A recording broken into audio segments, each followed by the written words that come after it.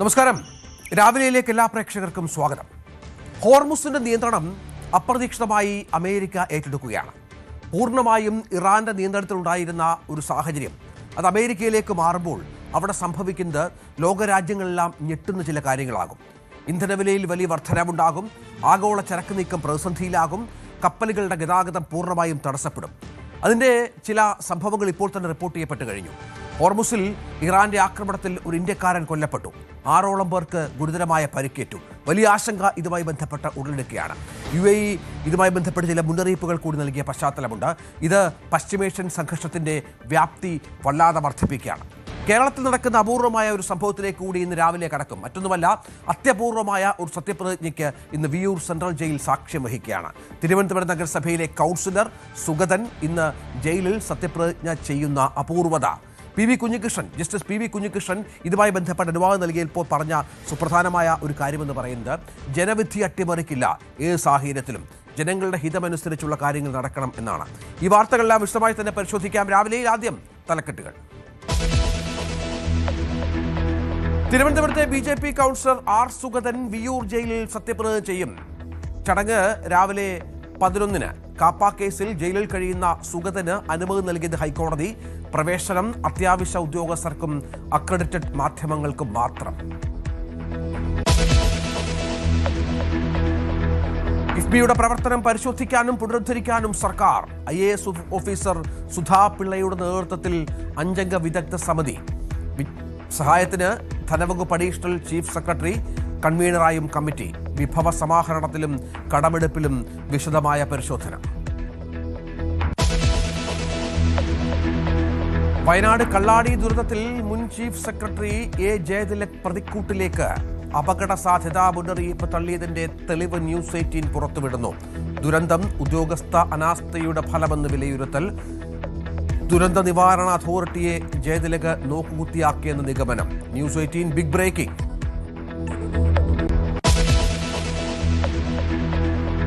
NSS ഉപരാഷ്ട്രപതി പരാമർശ വിവാദത്തിൽ വഴിത്തിരിവ്.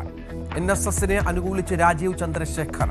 നിലപാടുകളോട് എതിർപ്പുണ്ടെങ്കിലും NSSനോട് ഏറ്റുമുട്ടുന്നത് ഗുണകരമല്ലെന്ന് BJP നിലപാട്. വാദം ഉപരാഷ്ട്രപതി CP രാധാകൃഷ്ണനെയും സുരേഷ് ഗോപിയെയും തള്ളുന്നത്. NSS general secretary Sukumaran Nair തനിക്കേറെ പിന്തുണ നൽകുന്നയാളാണെന്ന് രാജീവ് ചന്ദ്രശേഖർ. പശ്ചിമേഷ്യൻ സംഘർഷ സാഹചര്യം കൂടുതൽ ഗുരുതരമാകുന്നു. ഹോർമുസിൽ UAE ടാങ്കറുകൾക്ക് നേരെ ആക്രമണം. ഇന്ത്യക്കാരൻ കൊല്ലപ്പെട്ടതായും 6ഓളം പേർക്ക് പരിക്കേറ്റതായും റിപ്പോർട്ട്. ഇറാനിയൻ നഗരങ്ങളിലേക്ക് ആക്രമണം കടുപ്പിച്ച അമേരിക്ക. ഡ്രോൺ ബോട്ടുകളും തകർത്തു. കുവൈറ്റിലേക്കും ബഹ്റിനിലേക്കും പ്രത്യാക്രമണം നടത്തി ഇറാൻ. ഹോർമുസ് കടലിടുക്കിൽ വീണ്ടും US ഉപരോധം.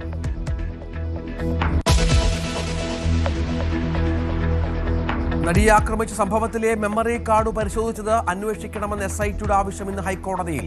മെമ്മറി കാർഡും പെൻഡ്രൈവും ഹാജരാക്കാൻ നിർദ്ദേശം. ഹൈക്കോടതിയുടെ മേൽനോട്ടത്തിൽ പ്രത്യേക അന്വേഷണ സംഘം വേണമെന്ന ആവശ്യത്തിൽ പ്രോസിക്യൂഷൻ നിലപാട് അറിയിക്കും.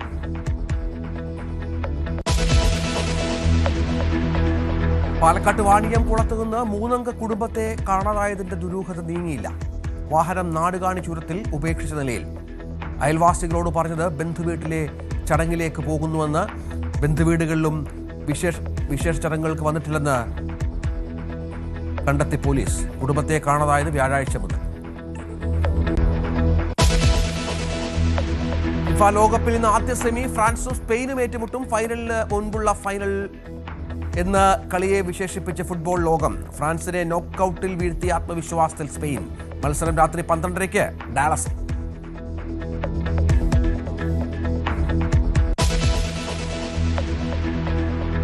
കാപ്പ കേസിൽപ്പെട്ട് വിയൂർ സെൻട്രൽ ജയിലിൽ ജുഡീഷ്യൽ കസ്റ്റഡിയിൽ തുടരുന്ന തിരുവനന്തപുരം വാഴാട്ടുകോണം BJP വാർഡ് കൗൺസിലർ സുഗതന്റെ പുനഃസത്യപ്രതിജ്ഞ ഇന്ന് നടക്കും. നേരത്തെ പറഞ്ഞതുപോലെ അപൂർവങ്ങളിൽ അപൂർവങ്ങളായ ഒന്നായി ഇത് മാറുന്ന പശ്ചാത്തലം കൂടിയുണ്ട്. വിയൂർ സെൻട്രൽ ജയിലിൽ അതീവ സുരക്ഷാ ക്രമീകരണങ്ങൾക്ക് നടുവിലായിരിക്കും ഒരു കൗൺസിലറെ പുനർസത്യപ്രതിജ്ഞ എന്നുള്ളതാണ് ഇതിൻ്റെ സവിശേഷത. തെരഞ്ഞെടുപ്പ് റിട്ടേണിംഗ് ഓഫീസറുടെ സാന്നിധ്യത്തിൽ സത്യപ്രതിജ്ഞ നടക്കും. ജയിൽ സൂപ്രണ്ടിന്റെ ഓഫീസിൽ ഇതിനായി പ്രത്യേക ക്രമീകരണങ്ങൾ ഏർപ്പെടുത്തിയിട്ടുണ്ട് എന്നാണ് ഏറ്റവും പ്രധാനപ്പെട്ട കാര്യം. ഈ ചടങ്ങിൽ തിരുവനന്തപുരം മേയർ VV രാജേഷ് സത്യവാചകം ചൊല്ലിക്കൊടുക്കും എന്നാണ് മനസ്സിലാക്കേണ്ടത്. ഹൈക്കോടതി നിർദ്ദേശത്തിൻ്റെ അടിസ്ഥാനത്തിൽ ഇന്നലെയാണ് ഹൈക്കോടതി ഇതുമായി ബന്ധപ്പെട്ട സുപ്രധാനമായ ഒരു വിധിന്യായം പുറപ്പെടുവിച്ചത്. ജസ്റ്റിസ് PV കുഞ്ഞികൃഷ്ണൻ ഇതുമായി ബന്ധപ്പെട്ട് പറഞ്ഞത് എന്ത് പശ്ചാത്തലത്തിലാണെങ്കിലും ജനവിധി അട്ടിമറിക്കപ്പെടുക എന്നുള്ളത് അംഗീകരിക്കാനാവില്ല എന്നുള്ളതാണ്. കാരണം കൗൺസിലറായി ജയിച്ചു വന്ന ഒരാളാണ്, ജനങ്ങൾ കൗൺസിലറാക്കിയ ഒരാളാണ് സുഗതൻ. അതുകൊണ്ട് തന്നെ മറ്റു പശ്ചാത്തലങ്ങൾ ഇതിനോട് ചേർത്ത് വെക്കാനാവില്ല എന്ന സുപ്രധാനമായ ഒരു വിധിന്യായം ഉണ്ടായിരുന്നു. ചരിത്രത്തിൽ ആദ്യമായാണ് ഒരു ജനപ്രതിനിധി ജയിലിനുള്ളിൽ വെച്ച് സത്യപ്രതിജ്ഞ ചെയ്യാൻ ഒരുങ്ങുന്നത് എന്നുള്ളതും ഇതിൻ്റെ പ്രത്യേകതയാണ്. ഡാൻ കുര്യൻ ചേരുന്നു. ഡാന് ഇന്നിപ്പോൾ നമ്മൾ മനസ്സിലാക്കേണ്ടത് CPM-ഉം കോൺഗ്രസും തിരുവനന്തപുരത്തെ ജനങ്ങൾക്ക് അപമാനമാണ് ഈ സത്യപ്രതിജ്ഞ എന്നുള്ള പ്രതികരണമാണ് നടത്തിയത്. മറുഭാഗത്ത് BJPയെ സംബന്ധിച്ചിടത്തോളം ആശ്വാസകരമാണ്, സംശയമില്ല. കാരണം ചെറിയ ഭൂരിപക്ഷത്തിൽ ഭരിക്കുന്ന ഒരു ഭരണസമിതിയാണ് തിരുവനന്തപുരത്തുള്ളത്. എന്താണ് ഈ സത്യപ്രതിജ്ഞ ദിനത്തിൽ രാഷ്ട്രീയ കക്ഷികളുടെ അഭിപ്രായം? ഒപ്പം നേരത്തെ പറഞ്ഞതുപോലെ അപൂർവങ്ങളിൽ അപൂർവങ്ങളായ ഒന്നാണല്ലോ ഇത്.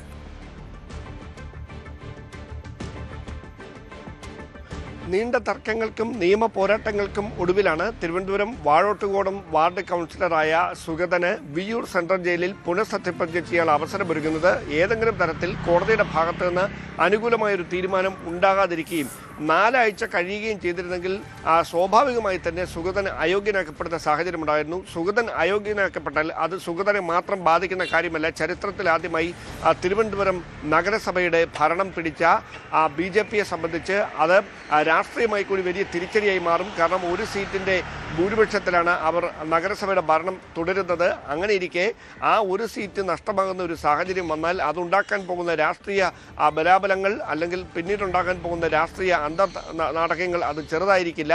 അതായിരുന്നു BJPക്ക് മുമ്പിലെ വെല്ലുവിളി. അതിനെ അവസരമാക്കി മാറ്റാനാണ് UDF-ഉം LDF-ഉം ഒരേപോലെ ശ്രമിച്ചത്. അങ്ങനെയാണ് അവിടെ അവിശ്വാസ പ്രമേയത്തിന് നോട്ടീസ് കൊണ്ടുവരുന്ന സാഹചര്യം അടക്കം വരുന്ന ഒരു പശ്ചാത്തലം കഴിഞ്ഞ കൗൺസിൽ യോഗത്തിൽ ഉണ്ടാകുകയും ചെയ്തത്. എന്തായാലും BJPയെ സംബന്ധിച്ച് അത് ജയിലിൽ വെച്ചാണ് എങ്കിൽ കൂടി എന്തായാലും വലിയ ആശ്വാസകരമായ, രാഷ്ട്രീയമായി അവർക്ക് ഏറെ ആശ്വാസം നൽകുന്ന ഒരു തീരുമാനം തന്നെയാണത്. അതുകൊണ്ട് തന്നെയാണ് പ്രധാനപ്പെട്ട നേതാക്കൾ മേയർ VV രാജേഷിൻ്റെ നേതൃത്വത്തിൽ ഇന്നലെ തന്നെ തൃശ്ശൂരിലേക്ക് ഇവിടുന്ന് പോകുന്ന ഒരു സാഹചര്യം ഉണ്ടായിരിക്കുന്നത്. വിയ്യൂർ ജയിലിൽ നമുക്കറിയാം അതീവ സുരക്ഷാ ജയിലാണ്. ഒരുപാട് വലിയ കേസുകളിൽ ഉൾപ്പെട്ടിരിക്കുന്ന കുപ്രസിദ്ധ ആളുകൾ ഉൾപ്പെടെ തടവിൽ കഴിയുന്ന ജയിൽ കൂടിയാണ് വിയ്യൂർ സെൻട്രൽ ജയിൽ. അങ്ങനെ ഒരു സ്ഥലത്ത് വെച്ച് ചരിത്രത്തിൽ ആദ്യമായി ഒരു സത്യപ്രതിജ്ഞ, ഒരു ജനപ്രതിനിധിയുടെ സത്യപ്രതിജ്ഞ നടക്കുന്നു എന്ന ഒരു പ്രത്യേകതയുണ്ട്. അതുകൊണ്ട് തന്നെ വളരെ കർശനമായ നിയന്ത്രണങ്ങളോടെ മാത്രമേ ഇതുമായി ബന്ധപ്പെട്ടെത്തുന്ന ആളുകളെ അകത്തേക്ക് കയറ്റിവിടുകയുള്ളൂ എന്ന് നേരത്തെ തന്നെ ജയിൽ അധികൃതർ അറിയിച്ചിട്ടുണ്ട്. മാധ്യമപ്രവർത്തകരെയും കൃത്യമായ പരിശോധനകൾ നടത്തിയേ ജയിലിനുള്ളിലേക്ക് പ്രവേശിപ്പിക്കുകയുള്ളൂ. വളരെ പരിമിതമായ ആളുകൾക്ക് മാത്രമായിരിക്കും ഈ ചടങ്ങിന് സാക്ഷ്യം വഹിക്കാൻ കഴിയുക. ജയിൽ സൂപ്രണ്ടിൻ്റെ മുറിയിൽ വെച്ചായിരിക്കും സത്യപ്രതിജ്ഞ ചടങ്ങുകൾ നടക്കുക. അതായത് വരണാധികാരിയായ റിട്ടേണിംഗ് ഓഫീസറുടെ സാന്നിധ്യത്തിൽ മേയർ VV രാജേഷ് തന്നെ സത്യവാചകം ചൊല്ലിക്കൊടുക്കുന്ന തരത്തിലായിരിക്കും ക്രമീകരണങ്ങൾ. ശേഷിച്ച ആകെ 20 പേരെയാണ് അയോഗ്യരാക്കിയത്. അതിൽ 19 പേർ നേരത്തെ പുനഃസത്യപ്രതിജ്ഞ ചെയ്തിരുന്നു. തിരുവനന്തപുരം നഗരസഭയുടെ കോർപ്പറേഷൻ കൗൺസിൽ ഹാളിൽ വെച്ച് നടക്കേണ്ട പുനഃസത്യപ്രതിജ്ഞയാണ് അസാധാരണമായ സാഹചര്യത്തിൽ കാപ്പ കേസിൽ ഉൾപ്പെട്ട് സുഗതൻ ജുഡീഷ്യൽ കസ്റ്റഡിയിൽ തുടരുന്ന പശ്ചാത്തലത്തിൽ വിയ്യൂർ ജയിലിലെ സൂപ്രണ്ടിൻ്റെ മുറിയിൽ വെച്ച് പുനഃസത്യപ്രതിജ്ഞ ചെയ്യേണ്ട സാഹചര്യത്തിലേക്ക് കാര്യങ്ങൾ എത്തിച്ചിരിക്കുന്നത്. എന്തായാലും രാഷ്ട്രീയമായി വലിയ വിമർശനം ഉന്നയിച്ചുകൊണ്ട് LDF-ഉം UDF-ഉം ഒരു വശത്തുണ്ട്. പക്ഷേ അതിനെ വലിയ ആത്മവിശ്വാസത്തോടെ വർദ്ധിത വീര്യത്തോടെയാണ് BJP നേതൃത്വം ചെറുക്കുന്നത്, പ്രതിരോധിക്കുന്നത്. കാരണം നഗരസഭയുടെ ഭരണം തുലാസിലാകുമായിരുന്ന ഒരു കാര്യത്തിലാണ് ഇപ്പോൾ രാവിലെ 11 മണിക്ക് സുഗതൻ പുനഃസത്യപ്രതിജ്ഞ ചെയ്യുന്നതോടെ താൽക്കാലികമായെങ്കിലും ആശ്വാസമുണ്ടാകാൻ പോകുന്നത്. അതാണ് നേരത്തെ പറഞ്ഞതുപോലെ അപൂർവമായ ഒരു സാഹചര്യത്തിലൂടെ തിരുവനന്തപുരം നഗരസഭ കടന്നു പോകുന്നു. പ്രത്യേകിച്ചും സുഗതന്റെ സത്യപ്രതിജ്ഞ BJPക്ക് ആശ്വാസകരമാണ് എങ്കിൽ പോലും പ്രതിപക്ഷം കോൺഗ്രസും CPM-ഉം ഇതിനെതിരെ രംഗത്ത് വന്ന പശ്ചാത്തലമുണ്ട്. പക്ഷേ സത്യപ്രതിജ്ഞ നടക്കും. തിരുവനന്തപുരം നഗരസഭയിൽ BJP ഭരണം തുടരുകയും ചെയ്യും. പക്ഷേ അതിനുശേഷമുള്ള നേരത്തെ പറഞ്ഞതുപോലെ കൗൺസിൽ യോഗത്തിലൊക്കെ സുഗതന് പങ്കെടുക്കാൻ സാധിക്കുമോ എന്നുള്ളതൊക്കെയാണ് കാത്തിരുന്ന് കാണേണ്ടത്. 3 കൗൺസിൽ യോഗങ്ങളിൽ തുടർച്ചയായി പങ്കെടുക്കാൻ പറ്റിയില്ലെങ്കിൽ വീണ്ടും സുഗതൻ്റെ കൗൺസിലർ പദവി നഷ്ടപ്പെടുന്ന സാഹചര്യം ഉണ്ടാകും. അതിന് നിയമപരമായി എന്തു വഴിയാണ് BJP നോക്കുക എന്നുള്ളതാണ് കാത്തിരുന്ന് കാണേണ്ടത്. ഇന്നലെ വളരെ പ്രധാനപ്പെട്ട ഒരു പ്രഖ്യാപനം സർക്കാരിൻ്റെ ഭാഗത്തുനിന്നുണ്ടായത് കിഫ്ബിയെ പുനരുദ്ധരിക്കാൻ സർക്കാർ നടപടി സ്വീകരിച്ചിരിക്കുന്നു എന്നുള്ളതാണ്. 5 അംഗ വിദഗ്ധ സമിതി, നേരത്തെ മുഖ്യമന്ത്രി വി ഡി സതീശൻ ഇതുമായി ബന്ധപ്പെട്ട് പറഞ്ഞിരുന്നു, കിഫ്ബിയെ ഞങ്ങളെങ്ങനെ തള്ളിക്കളയുന്നില്ല, പക്ഷേ കിഫ്ബിയിൽ ഉണ്ടാകുന്ന ക്രമക്കേടുകൾ, അതിൻ്റെ കെടുകാര്യസ്ഥതയൊക്കെ പരിശോധിക്കും. ഇതിനായി ഇപ്പോൾ 5 അംഗ വിദഗ്ധ സമിതിക്ക് രൂപം നൽകിയിരിക്കുകയാണ് സർക്കാർ. സുധാപിള്ള IAS അധ്യക്ഷതയിലാണ് സമിതി പ്രവർത്തിക്കുക. ഉദ്യോഗസ്ഥ തല സഹായത്തിന് ധനകാര്യ വകുപ്പ് അഡീഷണൽ ചീഫ് സെക്രട്ടറി കൺവീനറായ കമ്മിറ്റിക്കും രൂപം നൽകിയെന്നുള്ള വിവരം കൂടിയുണ്ട്. വിദഗ്ധ സമിതിക്ക് വേണ്ട സൗകര്യങ്ങൾ ഒരുക്കാൻ ധനകാര്യ വകുപ്പിനാണ് നിർദ്ദേശം ഇപ്പോൾ നൽകിയിരിക്കുന്നത്. ഡാന്, സുപ്രധാനമായ ഒരു പ്രഖ്യാപനമാണ്. നേരത്തെ തെരഞ്ഞെടുപ്പിന് മുൻപും ഇപ്പോഴത്തെ മുഖ്യമന്ത്രി സതീശനടക്കം ഈ വിഷയത്തിൽ പ്രതികരിച്ചതാണ്. അതിനുശേഷം സമഗ്രമായ മാറ്റം കിഫ്ബിയിൽ കൊണ്ടുവരും, ഇപ്പോഴത്തെ രീതിയിൽ തുടരാൻ പറ്റില്ല എന്ന് പറഞ്ഞിരുന്നു. അതനുസരിച്ചുള്ള മാറ്റങ്ങളും നീക്കങ്ങളുമാണ്. എന്തൊക്കെയാണ് വിശദാംശങ്ങൾ? അതീവ ധനപ്രതിസന്ധിയിൽ തുടരുന്ന സംസ്ഥാനത്തിന് അധിക ബാധ്യത ഉണ്ടാക്കുന്ന പദ്ധതികളാണ് കിഫ്ബി നടപ്പിലാക്കുന്നത് എന്ന ആക്ഷേപം നേരത്തെ മുതൽ തന്നെ UDF പ്രതിപക്ഷത്തായിരുന്നപ്പോൾ മുതൽ തന്നെ അന്ന് പ്രതിപക്ഷ നേതാവായിരുന്ന VD സതീശൻ ഉന്നയിച്ചുകൊണ്ടിരുന്നതാണ്. സർക്കാർ അധികാരമേറ്റതിനു ശേഷം UDF സർക്കാർ കിഫ്ബിയുമായി ബന്ധപ്പെട്ട പ്രവർത്തനങ്ങൾ എങ്ങനെ തുടരുമെന്ന ചോദ്യങ്ങളോട് പലതവണ പ്രതികരിച്ചത് വിശദമായി പഠിച്ചതിന് ശേഷം മാത്രമേ അക്കാര്യത്തിൽ തീരുമാനമെടുക്കാൻ കഴിയുകയുള്ളൂ എന്നായിരുന്നു.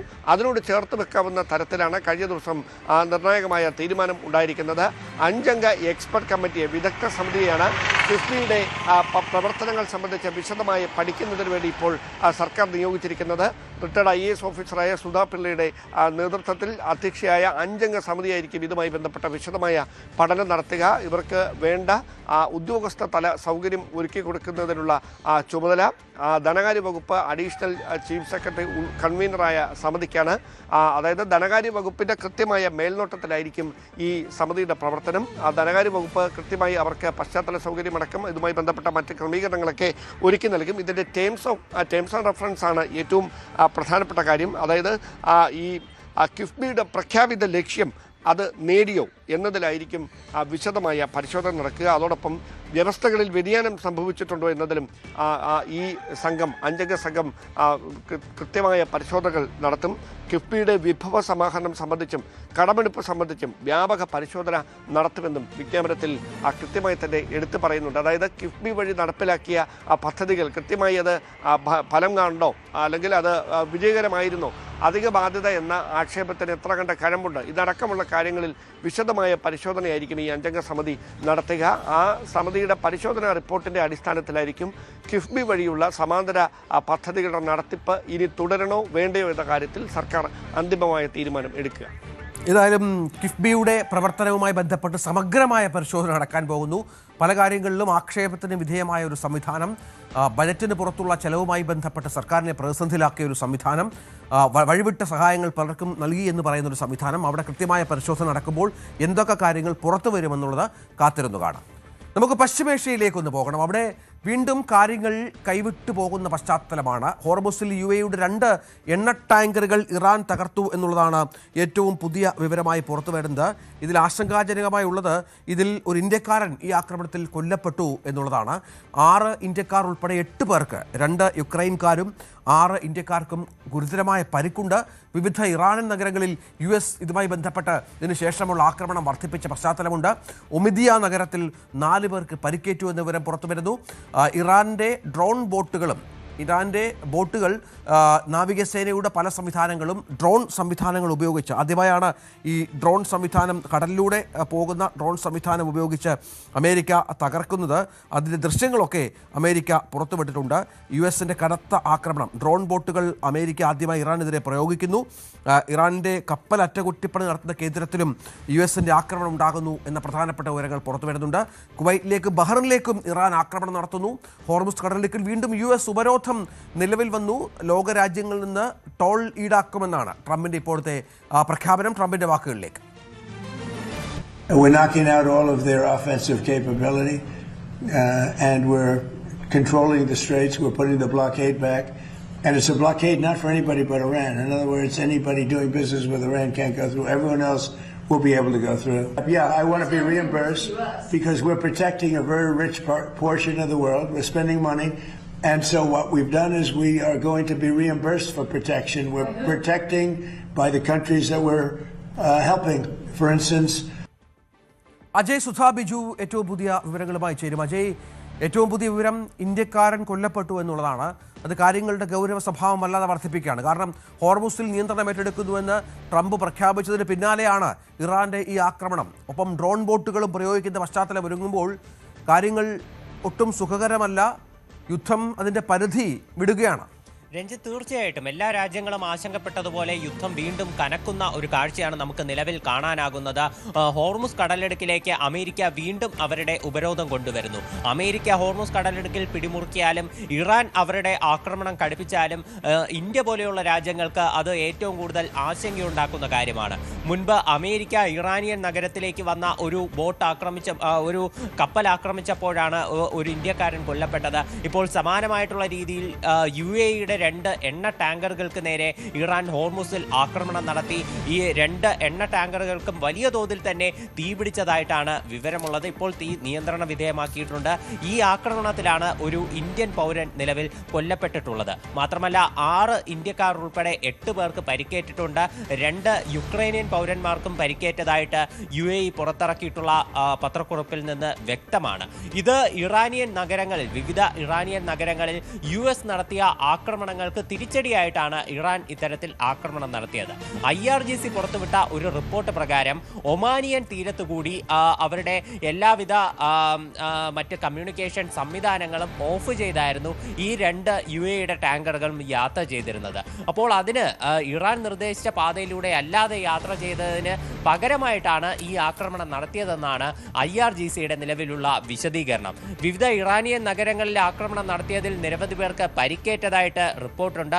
ഒമീദിയ നഗരത്തിൽ 4 പേർക്ക് ആണ് നിലവിൽ പരിക്കേറ്റിട്ടുള്ളത്.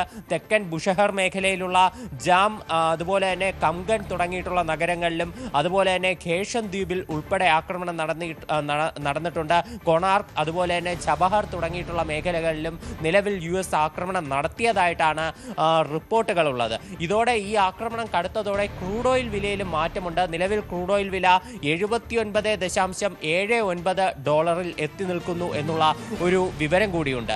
അത് മാത്രമല്ല, ഇപ്പോൾ സൗദി അറേബ്യ ഹൂതി വിമതർക്ക് നേരെ ആക്രമണം നടത്തിയിരിക്കുകയാണ്. യമന് നേരെയാണ് ഈ ആക്രമണം നടത്തിയത്. ഈ ആക്രമണത്തിന് പിന്നാലെ ബാബൽ മാൻഡേബ് എന്ന് പറയുന്ന കടലിടുക്ക് കൂടി അടയ്ക്കും എന്നുള്ള യമന്റെ ഭീഷണിയുണ്ട്. അപ്പോൾ ഈ കടലിടുക്ക് എന്ന് പറയുന്ന ലോകത്തിലുള്ള 20% എണ്ണയുടെയും കയറ്റുമതി നടക്കുന്ന ഒരു മേഖലയാണ്. അപ്പോൾ ഇത് അടയ്ക്കും എന്നുള്ള ഭീഷണി കൂടി വന്നതോടെ എണ്ണവില ഇനിയും 10 മടങ്ങായിട്ട് ഉയരുമോ എന്നുള്ള ഒരു ആശങ്ക കൂടി നിലനിൽക്കുന്നുണ്ട്. യമന്റെ ഭീഷണി എന്ന് പറയുന്നത് എണ്ണവില $200 പെർ ബാരലിൽ എത്തിക്കുമെന്നാണ്. അപ്പോൾ അതിനുള്ള സാഹചര്യങ്ങളുണ്ട് അജയ്. കാരണം ഇപ്പോൾ അമേരിക്ക ഹോർമുസിന് നിയന്ത്രണം ഏറ്റെടുക്കുന്നു എന്ന് പറയുന്നു. അതിലൂടെ പോകുന്ന എല്ലാ കപ്പലുകൾക്കും 20% ടോൾ ഏർപ്പെടുത്തുമെന്ന് പറയുന്നു. അത്ര എളുപ്പമല്ല. കാരണം ഇറാന്റെ നിയന്ത്രണത്തിലുള്ള ഒരു മേഖലയാണ് ഹോർമുസ് എന്ന് നമുക്കറിയാം. അമേരിക്കയ്ക്ക് സൈനികമായി ഒരുപക്ഷെ അവിടെ കാര്യങ്ങൾ നടത്തിയെടുക്കാൻ സാധിക്കുമായിരിക്കും. അങ്ങനെ സംഘർഷം അതിരൂക്ഷമായാൽ ഇപ്പോൾ തന്നെ നിരവധി കപ്പലുകൾ അവിടെ കുടുങ്ങിക്കിടക്കുന്നുണ്ട്. നിരവധി നാവികർ അത്തരത്തിൽ മുന്നോട്ട് പോകുന്നില്ല.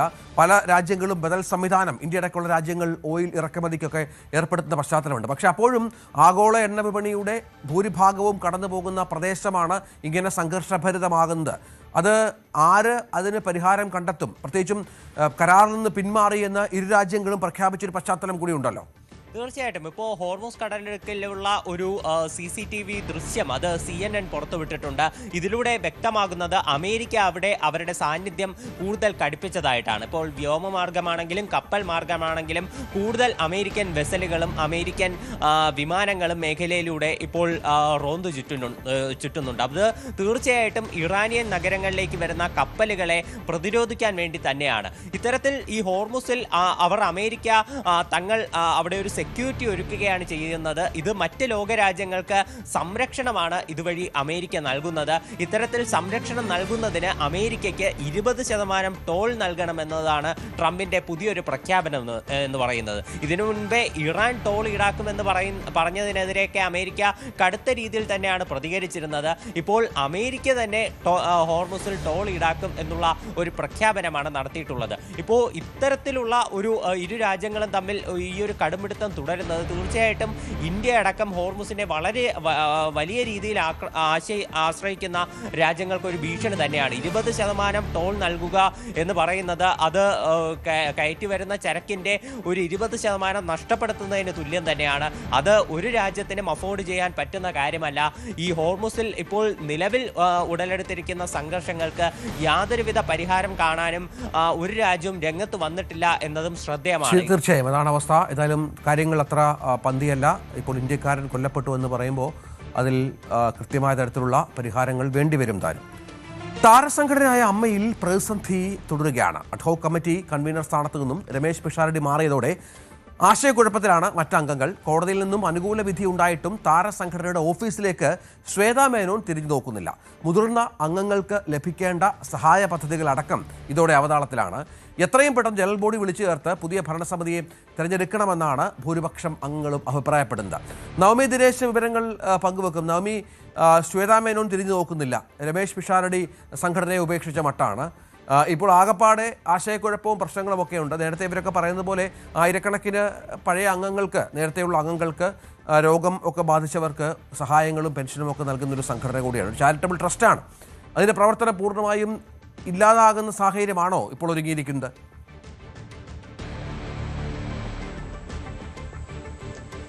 Ranjith, good morning. എന്തായാലും താരസംഘടനയായ അമ്മയിലെ നിലവിലുള്ള പ്രതിസന്ധി അത് അങ്ങനെ തന്നെ തുടരുകയാണ്. പ്രത്യേകിച്ച് അഡ്ഹോക് കമ്മിറ്റി നിലവിൽ വന്നെങ്കിൽ പോലും ശ്വേതാ മേനോൻ അതിനെതിരെ കോടതിയെ സമീപിക്കുകയും കോടതിയിൽ നിന്നും അനുകൂലമായെന്നൊരു വിധി വാങ്ങിച്ചെടുക്കുകയും ചെയ്തു. പക്ഷേ അപ്പോഴും ചോദ്യം ബാക്കിയാകുന്നത് ഈ സംഘടനയുടെ പ്രധാനപ്പെട്ട ഉദ്ദേശം തന്നെ സാധാരണക്കാരായിട്ടുള്ള, അതായത് സിനിമയിൽ നിന്നും വിട്ടുനിൽക്കുന്ന അവശരായിട്ടുള്ള സിനിമാ താരങ്ങളുണ്ട്, സിനിമാ നടന്മാരുണ്ട്. അവർക്ക് ചെയ്യേണ്ട കാരുണ്യ പ്രവർത്തനങ്ങൾ, അവർക്ക് മരുന്ന് എല്ലാ മാസവും മരുന്ന് കൊടുക്കണം, കൈനീട്ടം കൊടുക്കണം, അങ്ങനെ ഒരുപാട് പരിപാടികൾ അവർക്ക് വേണ്ടിയിട്ട് ചെയ്യുന്നുണ്ട്. അതിൻ്റെയൊക്കെ പ്രവർത്തനം ഇനി ആരായിരിക്കും മുന്നോട്ട് കൊണ്ടുപോവുക എന്നുള്ളതാണ്. ശ്വേതാ മേനോന് തിരിച്ച് അമ്മ ഓഫീസിലേക്ക് വരുവാനും പ്രവർത്തനം തുടരാനുമുള്ള അനുമതി കോടതി കൊടുത്തിട്ടുണ്ട്. പക്ഷെ ശ്വേതാ മേനോൻ അമ്മ ഓഫീസിലേക്ക് വരുന്നില്ല. അത് പറയുന്നത് അംഗങ്ങളെല്ലാം, നേരത്തെ നടി ഉഷ ഉൾപ്പെടെയുള്ളവർ പറഞ്ഞിരുന്നു, ശ്വേതാ മേനോനെ സംഘടനയിലേക്ക് വന്നാൽ അല്ലെങ്കിൽ അമ്മ ഓഫീസിലേക്ക് വന്നാൽ ഞങ്ങൾ പ്രതിഷേധിക്കും, അവിടേക്ക് സ്ത്രീകളെല്ലാവരും ഒറ്റക്കെട്ടായി ഒരു പ്രതിഷേധ മാർച്ച് നടത്തുമെന്നാണ് നടിമാർ പറയുന്നത്. അതുകൊണ്ടാണോ ശ്വേതാ മേനോൻ വരാത്തത്? അതോ ഈ പറയുന്ന പോലെ രാജിവെച്ച് പുറത്തു പോകുന്നു എന്നൊക്കെ പറഞ്ഞ് തിരിച്ചു വരാനുള്ളൊരു മടിയാണ്? എന്താണ് ശ്വേതാ മേനോനെ അമ്മ ഓഫീസിൽ നിന്നും വരാനായി മടുപ്പിക്കുന്നതെന്നാണ് ഇപ്പോഴും ബാക്കിയാകുന്നത്. പക്ഷേ അപ്പോഴും മറ്റൊരു കാര്യം, അങ്ങനെയാണെങ്കിൽ സംഘടനയുടെ പ്രവർത്തനങ്ങൾ, ഈ പറയുന്ന ചാരിറ്റി പ്രവർത്തനങ്ങളിൽ എന്തുകൊണ്ടാണ് മുന്നോട്ട് കൊണ്ടുപോകാൻ ശ്വേതാ മേനോന് കഴിയാത്തതുമെന്ന് ചോദ്യം ബാക്കിയാകുന്നുണ്ട്. എന്തായാലും നിലവിൽ സംഘടനയുടെ പ്രവർത്തനങ്ങളെല്ലാം അവതാളത്തിലാകുന്നുണ്ട്. അതുകൊണ്ട് തന്നെ എത്രയും വേഗം ജനറൽ ബോഡി ചേർന്നുകൊണ്ട് പുതിയ ഭരണസമിതിയെ രൂപീകരിക്കണം എന്നൊരാവശ്യമാണ് ഒരു വിഭാഗം താരങ്ങൾ ഉന്നയിക്കുന്നത്. കോടതിയുടെ കാര്യങ്ങളാണ്, അതിങ്ങനെ നീണ്ടു തന്നെ പോകും. ഇന്നലെയും ഹർജി പരിഗണിക്കുമ്പോൾ അൻസിബയെ എതിർത്തുകൊണ്ട് ശ്വേതാ മേനോൻ ഹർജി നൽകിയിരുന്നു. അതിനി വീണ്ടും പരിഗണിക്കാൻ പോകുന്നതേ ഉള്ളൂ. പിഷാരടിയെ കേൾക്കേണ്ടതുണ്ട്. അങ്ങനെ കോടതി നടപടികൾ നീണ്ടുപോകുന്നതിനനുസരിച്ച് അമ്മയിലെ പ്രവർത്തനങ്ങളും അവതാളത്തിലാകുമെന്നൊരു ആശങ്ക കൂടിയാണ് ഒരു വിഭാഗം മുതിർന്ന താരങ്ങൾ പറയുന്നത്. അതുകൊണ്ട് ഇനിയും മുന്നോട്ട് കൊണ്ടുപോകാൻ പറ്റില്ല. എത്രയും വേഗം ജനറൽ ബോഡി കാര്യങ്ങൾ തീരുമാനിക്കട്ടെ എന്നാണ് പറയുന്നത്. കൺവീനർ സ്ഥാനത്ത് നിന്നും രമേശ് പിഷാരടി മാറിയതോടുകൂടി തന്നെ മറ്റംഗങ്ങൾക്ക് ഇതെങ്ങനെ മുന്നോട്ട് കൊണ്ടുപോകണം, അല്ലെങ്കിൽ ഇതെങ്ങനെ ഏകോപിപ്പിക്കണമെന്ന് അഡ്ഹോക് കമ്മിറ്റിയിലെ മറ്റംഗങ്ങൾക്കും യാതൊരു ഐഡിയയും ഇല്ലാത്തൊരു സാഹചര്യമാണ് നിലനിൽക്കുന്നത്. എന്തായാലും താരസംഘടനയായ അമ്മയിലെ പ്രതിസന്ധി അതിങ്ങനെ തുടരുക തന്നെയാണ്. ശ്വേതാ മേനോന് അനുകൂലമായ വിധി ഉണ്ടെങ്കിൽ പോലും ശ്വേതാ മേനോൻ അമ്മ ഓഫീസിലേക്ക് ഇതുവരേക്കും എത്തിയിട്ടുമില്ല. അതാണ് സാഹചര്യം. ഏതായാലും അമ്മയിൽ പ്രതിസന്ധി വല്ലാതെ കൂടുന്നു എന്നുള്ള പ്രധാനപ്പെട്ട വിവരമാണ് ഇപ്പോൾ പുറത്തു വരുന്നത്. ഭരണസമിതി ഇല്ലാതെ, ഭരിക്കാൻ ആളില്ലാതെ, നാഥനില്ലാത്ത ഒരു കളരിയായി അമ്മ മാറിയിരിക്കുകയാണ്. മറ്റു വാർത്ത, വയനാട് തുരങ്കപാത ദുരന്തത്തിന് പിന്നിൽ കുറ്റകരമായ ഉദ്യോഗസ്ഥ അനാസ്ഥ എന്ന വളരെ പ്രധാനപ്പെട്ട വാർത്ത ന്യൂസ് 18 പുറത്തുവിടുകയാണ്. മുൻ ചീഫ് സെക്രട്ടറി എ ജയതിലകാണ് പ്രതിക്കൂട്ടിലേക്ക് എത്തുന്നത്. ദുരന്ത നിവാരണ അതോറിറ്റിയെ നോക്കുകുത്തിയാക്കിയായിരുന്നു മുൻ ചീഫ് സെക്രട്ടറിയുടെ ഇടപെടൽ. ദുരന്ത നിവാരണ അതോറിറ്റിയുടെ അപകട സാധ്യതാ മുന്നറിയിപ്പ് ചീഫ് സെക്രട്ടറി തള്ളിയതിന് വ്യക്തമായ തെളിവ് പുറത്തുവിടുകയാണ് ന്യൂസ് 18. തുരങ്കപാത നിർമ്മാണവുമായി ബന്ധപ്പെട്ട് അപകട മുന്നറിയിപ്പ്, ദുരന്ത നിവാരണ അതോറിറ്റിയുടെ അപകട സാധ്യത മുന്നറിയിപ്പ് ചീഫ് സെക്രട്ടറി തള്ളി എന്നാണ് ഏറ്റവും പ്രധാനപ്പെട്ട ഒന്ന്. തുരങ്കപാത വിഷയത്തിൽ KSDMAയോ ജില്ലാ ദുരന്ത നിവാരണ അതോറിറ്റിയോ ഇടപെടേണ്ടതില്ല എന്നായിരുന്നു ചീഫ് സെക്രട്ടറിയുടെ വ്യക്തമായ നിലപാട്. പലപ്പോഴും പ്രതിപക്ഷമടക്കം ഈ വിഷയം അന്ന് ചൂണ്ടിക്കാണിച്ചിരുന്നു. ഇപ്പോൾ മുഖ്യമന്ത്രി സതീശൻ ഈ വിഷയത്തിൽ തൻ്റെ പഴയ നിലപാട് തുറന്നു പറഞ്ഞ് അദ്ദേഹം മാധ്യമങ്ങളെ കണ്ടൊരു പശ്ചാത്തലമൊക്കെ ഉണ്ടായത്. ഇതിനിടയിലാണ് ഇപ്പോൾ പുതിയ തെളിവുകൾ കൂടി പുറത്തു വരുന്നത്. ശരണ്യ സ്നേഹജൻ ഏറ്റവും പുതിയ വിവരങ്ങളുമായി ചേരും. ശരണ്യ, മുന്നറിയിപ്പുകളൊക്കെ അവഗണിച്ചു, യാതൊരു മുൻകരുതലുമില്ലാതെ ഈ നിർമ്മാണവുമായി മുന്നോട്ട് പോയി. ദുരന്ത നിവാരണ സമിതിയുടെ അടക്കം ചില കാര്യങ്ങളിൽ വ്യക്തത ഉണ്ടായില്ല. 2 തവണ ഉദ്ഘാടനം നടന്നു. അങ്ങനെ നിരവധി പരാതികളുണ്ട് ഈ പാത നിർമ്മാണവുമായി ബന്ധപ്പെട്ട്. ഇപ്പോൾ ഏറ്റവും പുതിയ തെളിവുകൾ ഈ കെടുകാര്യസ്ഥതയുമായി ബന്ധപ്പെട്ട് പുറത്തു വരുന്നത് എന്താണ്?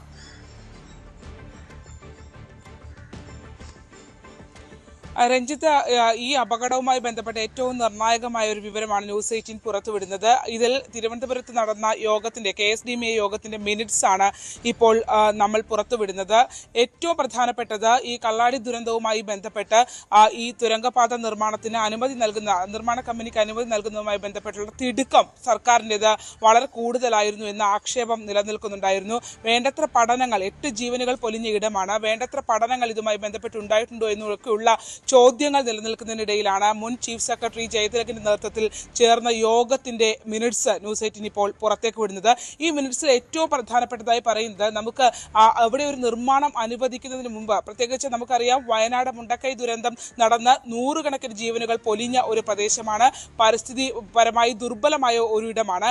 അവിടെ ഒരു നിർമ്മാണം നടത്തുമ്പോൾ പാലിക്കേണ്ട നിയമങ്ങൾ പാലിക്കപ്പെട്ടു എന്നുള്ള ചോദ്യമാണ് ഏറ്റവും പ്രധാനപ്പെട്ടത്. അത് കള്ളാടി ദുരന്തം നമ്മുടെ മുന്നിൽ വന്ന് നിൽക്കുന്നു. അവിടെ 8 ജീവനുകളാണ് കഴിഞ്ഞ ദിവസം പൊലിഞ്ഞത്. ഈ നിർമ്മാണവുമായി ബന്ധപ്പെട്ട് ഉണ്ടായ ചില വിവരങ്ങളാണ് ഇപ്പോൾ നമ്മൾ ഈ മിനിറ്റ്സിലൂടെ പുറത്തേക്ക് വിടുന്നത്. അതായത് 3/6/2025 ജയതിലക്, അന്നത്തെ ചീഫ് സെക്രട്ടറി ആയിരുന്ന ജയതിലകിന്റെ നേതൃത്വത്തിൽ ചേർന്ന യോഗത്തിൽ ഈ ഉരുൾപൊട്ടൽ മേഖലയിൽ നിർമ്മാണം നടത്തുന്നതിന് മുമ്പ് പഠനം നടത്തണമെന്നുള്ള ആവശ്യം ജയതിലക് ഇടപെട്ട്, അന്നത്തെ ചീഫ് സെക്രട്ടറി ഇടപെട്ട് തടഞ്ഞു എന്നുള്ള ഏറ്റവും പ്രധാനപ്പെട്ട വിവരമാണ്. അതായത് ദുരന്ത മേഖലയിൽ കൂടുതൽ പഠനം നടത്തണമെന്ന് ഡിസ്ട്രിക്ട് ഡിസാസ്റ്റർ മാനേജ്മെന്റ് അതോറിറ്റി ആവശ്യപ്പെട്ടപ്പോൾ അത് അനുവദിക്കേണ്ടതില്ല എന്ന് പറഞ്ഞുകൊണ്ട് ആ ഫയലുകൾ മടക്കി എന്നുള്ള ഏറ്റവും നിർണായകമായ വിവരമാണ്. അതായത് ഈ KSDMAക്ക് ഈ വിഷയം പരിശോധിക്കണമെന്ന് ആവശ്യപ്പെട്ടുകൊണ്ട് district disaster management authority Wayanad നിന്നും ഈ ഫയലുകൾ, അതായത് തുരങ്കപാത നിർമ്മാണവുമായി ബന്ധപ്പെട്ട് അനുമതിയുമായി ബന്ധപ്പെട്ടുള്ള ഫയലുകൾ തിരുവനന്തപുരത്തേക്ക് നീക്കുന്നു. കാരണം അത് ആധികാരികമായി പരിശോധിക്കേണ്ട agency Kerala state disaster management അതോറിറ്റിയാണ്. അതുകൊണ്ട് തന്നെയാണ് വയനാട് നിന്നും ആ ഫയലുകൾ തിരുവനന്തപുരത്തേക്ക് എത്തിയത്. എന്നാൽ ഈ ഫയലുകൾ നമ്മൾ കൈവശം വെക്കേണ്ടതില്ല എന്ന് പറഞ്ഞുകൊണ്ടാണ് ഇത് തിരികെ ചീഫ് സെക്രട്ടറി ഉദ്യോഗസ്ഥരെ ശകാരിച്ചുകൊണ്ട് ഇത് തിരികെ അയപ്പിച്ചത് എന്നുള്ള വിവരം കൂടി ആ മിനിറ്റ്സിൽ നിന്ന് നമുക്ക് മനസ്സിലാക്കുന്നുണ്ട്. അന്ന് ചേർന്ന യോഗത്തിൽ ശാസ്ത്രജ്ഞന്മാരടക്കം, അതായത് 2 ശാസ്ത്രജ്ഞന്മാരടക്കം ഈ തീരുമാനത്തെ എതിർത്തിരുന്നു എന്നുള്ളതാണ്. അവർ പറഞ്ഞത് ഈ നിർമ്മാണ കമ്പനി കൊണ്ടുവരുന്ന ഫീസിബിലിറ്റി സ്റ്റഡി അത് അവർ നിക്ഷിപ്ത താല്പര്യങ്ങൾ ഇടകലർന്നതായിരിക്കും.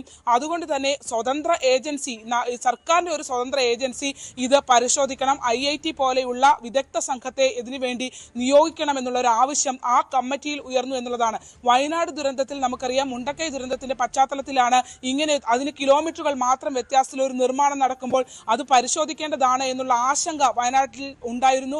ആ ആശങ്കയെ മറികടന്നുകൊണ്ടാണ് ഇത് അത്തരത്തിലൊരു പഠനമോ ഫയലുകളോ നമ്മൾ കൈവശം വെക്കേണ്ട കാര്യമില്ല.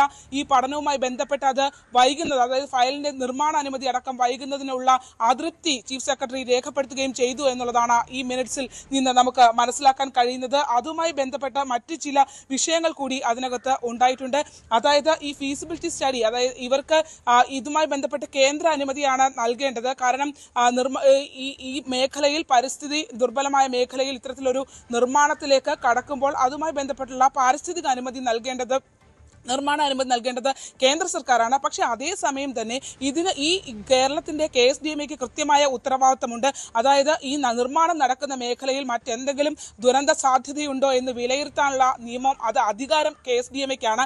എന്നാൽ ആ അധികാരത്തെ ഓവർ റൂൾ ചെയ്തുകൊണ്ടാണ് ഈ ഫയലുകൾ അയക്കണം എന്നുള്ള ഒരു നിർദ്ദേശത്തിലേക്ക് ചീഫ് സെക്രട്ടറി എത്തിയത് എന്നുള്ളതാണ് ഈ മിനിറ്റ്സിന്റെ ഏറ്റവും പ്രധാനപ്പെട്ടത്. അതായത് ഇതിൽ ഏറ്റവും ഞെട്ടിക്കുന്ന കാര്യം, മുണ്ടക്കൈ പോലെയുള്ള ഒരു ദുരന്തം സർക്കാരിന്റെ മുന്നിൽ നിൽക്കുമ്പോഴാണ്, അത് 1 വർഷം പോലും പൂർത്തിയാകുന്നതിന് മുൻപാണ് പുതിയ തുരങ്കപാത എന്നുള്ള ഒരു ആശയം മുന്നോട്ട് കൊണ്ടുവരികയും ആ തുരങ്കപാതയുടെ നിർമ്മാണ അനുമതിക്കകത്ത് ഇത്രയധികം ഒരു ഇത് ഫയൽ ഏത് വഴിക്കാണോ അത് നീങ്ങേണ്ടത്, അല്ലെങ്കിൽ ഒരു ദുരന്തമുണ്ടായാൽ അതിനെ എങ്ങനെ അതിജീവിക്കുമെന്ന് പഠിക്കാനുള്ള അല്ലെങ്കിൽ അതിന് വേണ്ടിയുള്ള ആ ഒരു ആഘാതം വിലയിരുത്തുക എന്നുള്ള നിർമ്മാണാനുമതിയല്ല, മറിച്ച് ആഘാതം വിലയിരുത്തുക എന്നുള്ള ഒരു ആവശ്യം മാത്രമായിരുന്നു വയനാട് ഡിസാസ്റ്റർ മാനേജ്മെന്റ് അതോറിറ്റി തിരുവനന്തപുരത്തെ KSDMAക്ക് മുന്നിലേക്ക് ആവശ്യപ്പെട്ടത്. അതുകൊണ്ട് തന്നെ ഒരു വിദഗ്ധ പരിശോധന ആവശ്യമുണ്ട് എന്നുള്ള വയനാടിന്റെ ആശങ്ക സർക്കാർ തള്ളി എന്നുള്ളതായിരുന്നു ഏറ്റവും പ്രധാനപ്പെട്ട ഈ മിനിറ്റ്സിൽ നിന്ന് നമുക്ക് മനസ്സിലാക്കാൻ കഴിയുന്നത്. ആ ആശങ്ക തള്ളിക്കൊണ്ടാണ് ഈ ഫയലുകൾ നമ്മൾ കൈവശം വെക്കേണ്ടതില്ല. അതേസമയം തന്നെ ചീഫ് സെക്രട്ടറി ആ യോഗത്തിൽ പറയുന്നുണ്ട് ഇത്തരത്തിലൊരു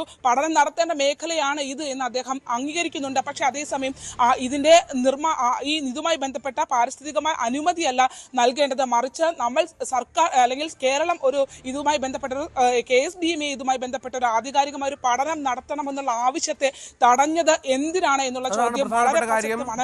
അത് നിർമ്മാണ കമ്പനിയെ സർക്കാരിന്റെ 2 ഉദ്ഘാടനങ്ങൾ ഇതുമായി ബന്ധപ്പെട്ട് നടന്നു എന്നുള്ള ആക്ഷേപമുണ്ട്.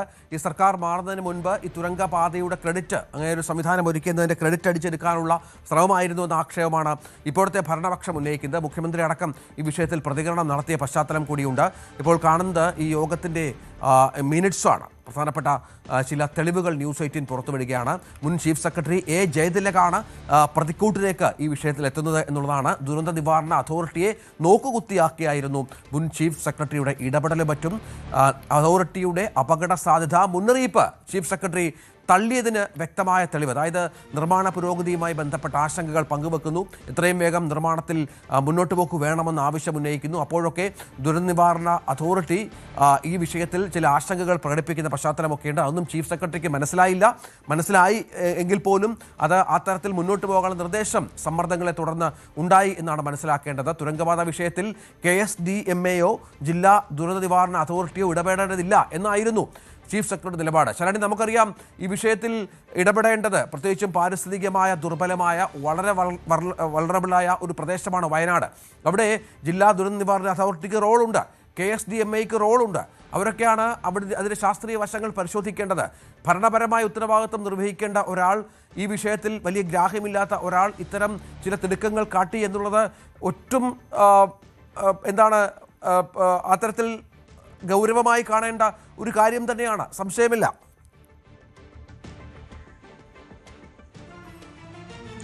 രഞ്ജിത്ത്, തീർച്ചയായും സംശയാസ്പദമായി തന്നെ ഈ നീക്കത്തെ നമുക്ക് കാണേണ്ടിയിരിക്കുന്നു. ആർക്കായിരുന്നു ഇത്ര ധൃതി? അതായത് ഈ ഒരു പാത നിർമ്മാണവുമായി ബന്ധപ്പെട്ട് ഇതിനകത്ത് ഒരു തീരുമാനം കൈക്കൊണ്ട് ഇത്രയും വേഗം, അതായത് സംസ്ഥാനത്തിന്റെ മുന്നിൽ ഒരു അനുഭവം, മുൻപരിചയം ഉള്ള ഒരു അനുഭവം നമ്മളുടെ മുന്നിലേക്ക് നിൽക്കുന്നു. നമുക്കറിയാം മുണ്ടക്കൈ അടക്കമുള്ള ചുരൽമല അടക്കമുള്ള മേഖലയിൽ ഉണ്ടായ ഉരുൾപൊട്ടലും അതുമായി ബന്ധപ്പെട്ട ദുരിതവും നമ്മളുടെ കൺമുന്നിൽ നിന്ന് മായാത്ത സമയത്താണ് ഇങ്ങനെ ഒരു തീരുമാനം, അതായത് നിയമങ്ങളെ മറികടന്നുകൊണ്ട്, അല്ലെങ്കിൽ നിയമങ്ങളെ മറികടന്നെന്ന് പറയാൻ കഴിയില്ല, മറിച്ച് മുണ്ടക്കൈ അല്ലെങ്കിൽ ചുരൽമലയുമായി ബന്ധപ്പെട്ട് ഏകദേശം 5-6 കിലോമീറ്റർ മാത്രം വ്യത്യാസമുള്ള ഒരു സ്ഥലത്ത് ഇങ്ങനെ ഒരു നിർമ്മാണം, നമുക്ക് വയനാടിനെ സംബന്ധിച്ചിടത്തോളം ഈ മുണ്ടക്കൈ ചുരൽമല ദുരന്തത്തോടു കൂടി തന്നെ അവിടെ അത്തരത്തിൽ ഉള്ള നിർമ്മാണ പ്രവർത്തനങ്ങളെ വളരെ സൂക്ഷ്മതയോടുകൂടി നോക്കിക്കാണേണ്ട പ്രദേശമാണ് എന്നുള്ള കാര്യത്തിനകത്ത് ആർക്കും തർക്കമില്ല. അതിൽ ഏറ്റവും അധികം ഇടപെട്ടത് സർക്കാരാണ്. ആ സർക്കാരിന്റെ ഔദ്യോഗിക വിഭാഗത്തെ നയിച്ച ചീഫ് സെക്രട്ടറി ഉൾപ്പെടെയുള്ളവർക്ക് അത് കൃത്യമായി അറിയാം. അങ്ങനെ അറിയുന്ന ഒരു പശ്ചാത്തലത്തിൽ എങ്ങനെയാണ് ഇങ്ങനെ ഒരു വയനാട് ഡിസാസ്റ്റർ മാനേജ്മെന്റ് അതോറിറ്റി അറിയിച്ച ഒരു ആശങ്ക, ആ ആശങ്കയെ മറികടന്നുകൊണ്ട് ഇത്തരത്തിലൊരു തീരുമാനത്തിലേക്ക് പോകാൻ ചീഫ് സെക്രട്ടറിക്ക് കഴിഞ്ഞത്, അല്ലെങ്കിൽ ചീഫ് സെക്രട്ടറി അങ്ങനെ ഒരു ഡിസിഷൻ എടുക്കാനായി ഉദ്യോഗസ്ഥരെ നിർബന്ധിച്ചു എന്നുള്ളതാണ്. ഈ യോഗത്തിനകത്ത് പങ്കെടുത്ത ഏറ്റവും പ്രധാനപ്പെട്ട 2 ഉദ്യോഗസ്ഥർ കൂടി ഉണ്ടായിരുന്നു. നിലവിലെ ചീഫ് സെക്രട്ടറി ആയിരുന്ന ബിശ്വനാഥ് സിൻഹ, ഒപ്പം തന്നെ disaster management principal secretary Tinku Biswal എന്നിവരും ഈ യോഗത്തിൽ പങ്കെടുത്തിരുന്നു എന്നുള്ളതാണ്. അതായത് ഈ 2 സയന്റിസ്റ്റുകളെ കൂടാതെ ഈ 2 ഉദ്യോഗസ്ഥർ കൂടി ഇതിലെ വിയോജിപ്പ് അവർ പറഞ്ഞിട്ടുണ്ട് എന്നുള്ളതാണ്. അതായത് പഠനം നടത്തി തന്നെയാണ് മുന്നോട്ട് പോകേണ്ടത്. നിർമ്മാണ അനുമതി ഒരുപക്ഷെ നൽകിക്കൂടെ, അത് നൽകേണ്ട അതോറിറ്റി KSDMA അല്ല, മറിച്ച് അത് സെൻട്രൽ ആണ്, കേന്ദ്ര ഗവൺമെന്റ് ആണ് അത് നൽകേണ്ടത്, കേന്ദ്ര വനം പരിസ്ഥിതി മന്ത്രാലയമാണ് അത് നൽകേണ്ടത്. അത് അവരുടെ വഴിക്ക് പൊക്കോട്ടെ. പക്ഷേ കേരളത്തിൽ ഒരു നിർമ്മാണം നടക്കുമ്പോൾ, പ്രത്യേകിച്ച് വയനാട് പോലെയുള്ള കണ്ണീര് ഉണങ്ങാത്ത ആ മുറിവ് ഇപ്പോഴും നിലനിൽക്കുന്ന ഒരു പ്രദേശത്ത് ഒരു നിർമ്മാണം നടക്കുമ്പോൾ സ്വാഭാവികമായും അത് പഠിക്കേണ്ട ഉത്തരവാദിത്തം അതിൽ എന്തെങ്കിലും, അതായത് നിർമ്മാണ കമ്പനി കൊണ്ടുവന്ന ആ ഒരു പഠനത്തെ മാത്രം ആശ്രയിച്ച് നമ്മൾ മുന്നോട്ട് പോകണോ എന്നുള്ള ചോദ്യമാണ് അന്ന് ജില്ലാ കാര്യം. ഏതായാലും ഒരു ജാഗ്രതയുമില്ലാതെ പ്രദേശത്തിൻ്റെ പ്രശ്നം മനസ്സിലാക്കാതെ കേവലം ജനത്തെ പറ്റിക്കാൻ മാത്രം ഒരു സംവിധാനം ഒരുക്കുന്നു. അതിനുള്ള പ്രശ്നങ്ങൾ ഇപ്പോൾ അനുഭവിക്കുന്നത് ആ പ്രദേശമാണ്. അത് മാത്രമല്ല, അവിടെ പൊലിഞ്ഞ ജീവനുകളാണ്. സർക്കാരിൻ്റെ കെടുകാര്യസ്ഥത കൊണ്ട് സംഭവിച്ച വലിയ ദുരന്തമാണ്. മറ്റൊരു വാർത്തയിലേക്ക്.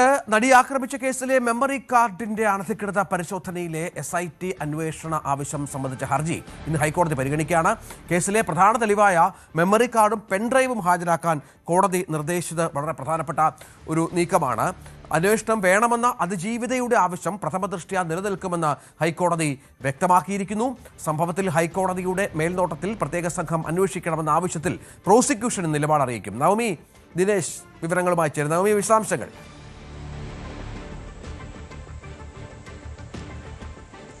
രഞ്ജിത്ത്, നമുക്കറിയാം ഈ കേസിന്റെ വിധി വന്നതിന് ശേഷവും അതിജീവിത കോടതിയിൽ കയറി ഇറങ്ങുകയാണ്. കാരണം ഇതിൽ ഏറ്റവും പ്രധാനപ്പെട്ട കാര്യം മെമ്മറി കാർഡിന്റെ ഹാഷ് വാല്യൂ മാറിയതുമായി ബന്ധപ്പെട്ട് തന്നെയാണ്.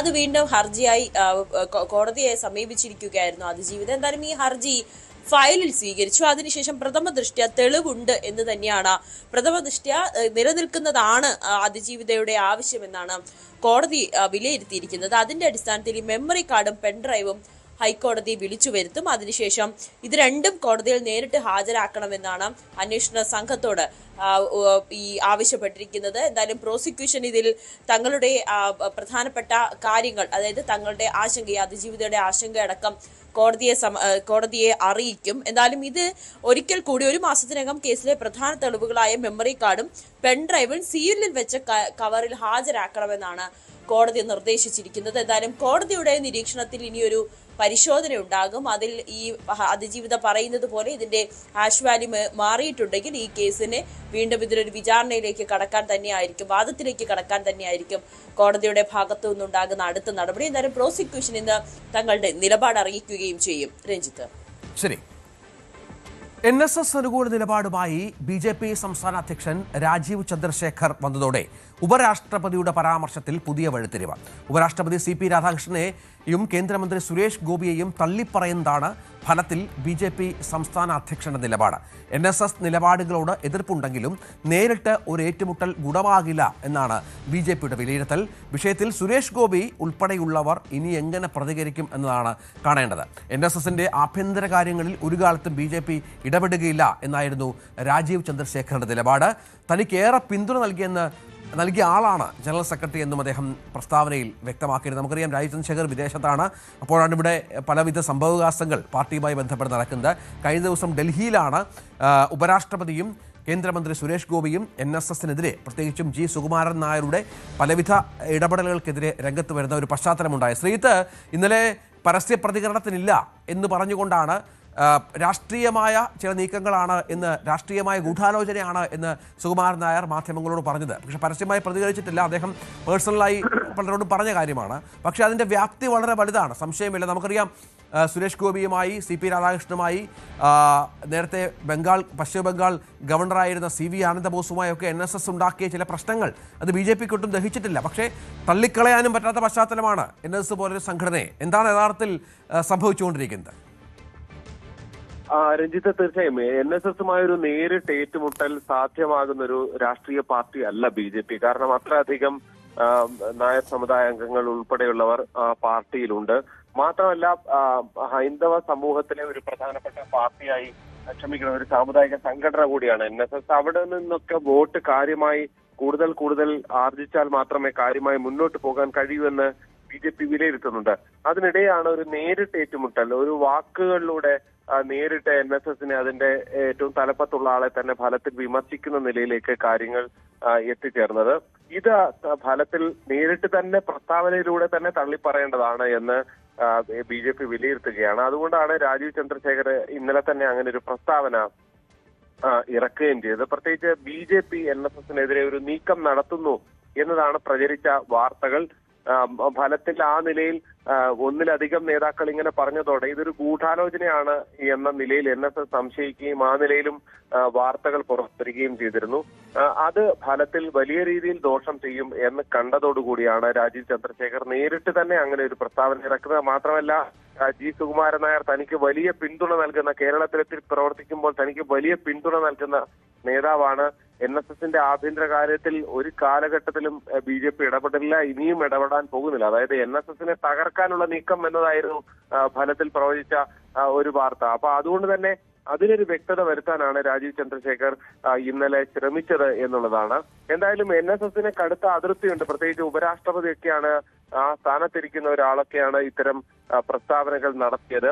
അതും വസ്തുതയില്ലാതെയാണ് എന്നാണ് NSS ചൂണ്ടിക്കാണിച്ചത്. പ്രത്യേകിച്ച് പ്രോട്ടോകോൾ പ്രകാരമുള്ള പരിശോധന തടയുക മാത്രമാണ് NSS ചെയ്തത്. അതിന് NSSന്റെ മേൽ കുറ്റം ചാർത്തിക്കൊണ്ട് വലിയൊരു പ്രചരണം നടത്തുന്നത് അതിൽ NSSന് അതൃപ്തി ഉണ്ടായിരുന്നു. എന്തായാലും ഫലത്തിൽ BJP സംസ്ഥാന അധ്യക്ഷൻ തന്നെ ഇങ്ങനൊരു നിലപാട് പറഞ്ഞതോടെ ഇനി മറ്റ് BJP നേതാക്കൾ ഇക്കാര്യത്തിൽ കൂടുതൽ പ്രതികരണങ്ങൾ NSSനെ തള്ളിപ്പറയുകയോ അല്ലെങ്കിൽ അതിന് സാധ്യതയില്ല. ഒരുപക്ഷെ NSSനെ പിന്തുണച്ചുകൊണ്ട് പ്രസ്ഥാനായിരിക്കും സാധ്യത. ഫലത്തിൽ അപ്പോൾ വെട്ടിലാകുന്നത് സുരേഷ് ഗോപിയാണ്, ഉപരാഷ്ട്രപതി CP രാധാകൃഷ്ണനാണ്. അവരുടെ പ്രതികരണങ്ങൾ ഇനി ഉണ്ടാകുമോ എന്നാണ് അറിയാനുള്ളത്.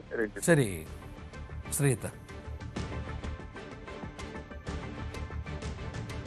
കരുനാഗപ്പള്ളിയിൽ ഇന്നലെ ഒരു ആൾ ലഹരിയിൽ ഹോട്ടൽ അടിച്ചു തകർത്തു. അതിന്റെ ദൃശ്യങ്ങളും പ്രേക്ഷകർക്കായി അല്പസമയത്തിനുള്ളിൽ ഉണ്ടാകും.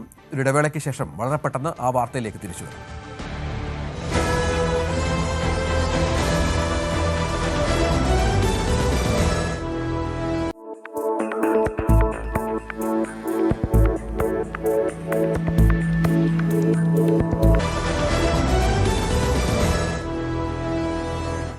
കൊല്ലം കരുനാഗപ്പള്ളിയിൽ ലഹരിക്കടിമയായ യുവാവ് ഹോട്ടൽ അടിച്ചു തകർത്തു. കരുനാഗപ്പള്ളിയിലെ മന്തി മൻസിലിന് നേരെയാണ് ആക്രമണമുണ്ടായത്. പ്രതിയെ അറസ്റ്റ് ചെയ്തു. ആ ദൃശ്യങ്ങളാണ് ഇപ്പോൾ പ്രേക്ഷകർ കണ്ടുകൊണ്ടിരിക്കുന്നത്. ഇയാൾ ഗ്ലാസ് അടക്കം അടിച്ചു തകർക്കുന്ന ഇയാൾ ഒറ്റയ്ക്കാണ് ഈ ആക്രമണം നടത്തിയ ദൃശ്യങ്ങളിൽ കാണാം. മറ്റ് സ്ഥലങ്ങളും അലമാരയും മറ്റും അടിച്ചു തകർക്കാൻ ശ്രമിക്കുന്നുണ്ട്. ഇയാൾ മദ്യലഹരിയിലായിരുന്നു എന്നാണ് ഇപ്പോൾ കണ്ടെത്തിയിരിക്കുന്നത്. എസ് വിനീഷ് ഉണ്ട്. വിനീഷ്, എന്താണ് സംഭവിച്ചത്? രഞ്ജിത്ത്, തീർച്ചയായും ലഹരിക്കെതിരെ തൂഫാനും തണ്ടറും ഒക്കെ നടന്നു വരുന്ന സാഹചര്യമുണ്ടല്ലോ ഇപ്പോൾ.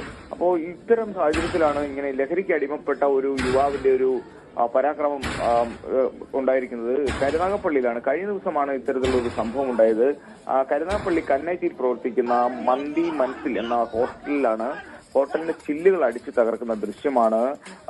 അതിനുശേഷം യുവാവ് ഭീകരാന്തരീക്ഷം സൃഷ്ടിക്കുകയും ചെയ്തു. ഏറെ പണിപ്പെട്ടാണ് ഈ നാട്ടുകാരും ജീവനക്കാരും ഇയാളെ പിടിച്ചു കെട്ടാനൊക്കെ ഉള്ള ശ്രമം നടത്തി. അതിനിടയിൽ ജീവനക്കാർക്ക് പരിക്കേൽക്കുകയൊക്കെ ചെയ്തിട്ടുണ്ട്. എന്തായാലും കരുനാഗപ്പള്ളി പോലീസ് സ്ഥലത്തെത്തി യുവാവിനെ കസ്റ്റഡിയിലെടുത്തു. ഇയാൾ മദ്യലഹരിയിലാണ്. ഈ പ്രകോപനത്തിനുള്ള കാരണം എന്താണ് ബിനീഷ്? വെറുതെ ഒരാൾ വന്നിങ്ങനെ നേരത്തെ എന്തെങ്കിലും പൂർവ്വവൈരാഗ്യമുണ്ടോ? ഭക്ഷണവുമായി ബന്ധപ്പെട്ട എന്തെങ്കിലും തർക്കമുണ്ടോ? അതോ പൂർണ്ണമായും മദ്യത്തിന്റെ പേരിൽ എവിടെയെങ്കിലും ആരെങ്കിലും ഒന്ന് ആക്രമിച്ച് കളയാമെന്ന് വിചാരിച്ചു വന്നതാണോ? നമുക്ക് അറിയാൻ കഴിയുന്നത് രഞ്ജിത്ത്, മുൻപ് ഈ ഹോട്ടലിൽ എത്തുകയും മന്തി വാങ്ങി കഴിക്കുകയും ചെയ്തു. ഇതുമായി ബന്ധപ്പെട്ട് ചില തർക്കങ്ങൾ നേരത്തെ ഉണ്ടായിരുന്നതായിട്ടാണ് അറിയുന്നത്. ഇതിന്റെ ഒരു വിരോധത്തെ തുടർന്നാണ് ഇപ്പോൾ മദ്യലഹരിയിൽ യുവാവ് ഇത്തരത്തിലുള്ള ഒരു അക്രമം നടത്തിയതെന്നാണ് പോലീസിൽ നിന്നും അറിയാൻ കഴിയുന്നത്. ഇയാളെ കസ്റ്റഡിയിലെടുത്ത സമയത്ത് ഇയാൾ ലഹരിയിലായിരുന്നു എന്നാണ് പറയുന്നത്. പോലീസ് വിശദമായി ചോദ്യം ചെയ്തെങ്കിൽ മാത്രമേ കൂടുതൽ വിവരങ്ങളിലേക്ക് എത്തൂ. എന്തായാലും ഇയാളെ കസ്റ്റഡിയിൽ എടുത്തിട്ടുണ്ട്. കൂടുതൽ വിവരങ്ങൾ പോലീസിൽ നിന്നും അറിയാനുണ്ട്. എന്തായാലും മുൻവിരോധം തന്നെയാണ് ഇത്തരത്തിലൊരു അക്രമത്തിലേക്ക് നയിച്ചതെന്നാണ് പ്രാഥമിക. നാട്ടുകാർ കാര്യമായി കൈകാര്യം ചെയ്തല്ലേ? ആ ദൃശ്യങ്ങളും കാണാം.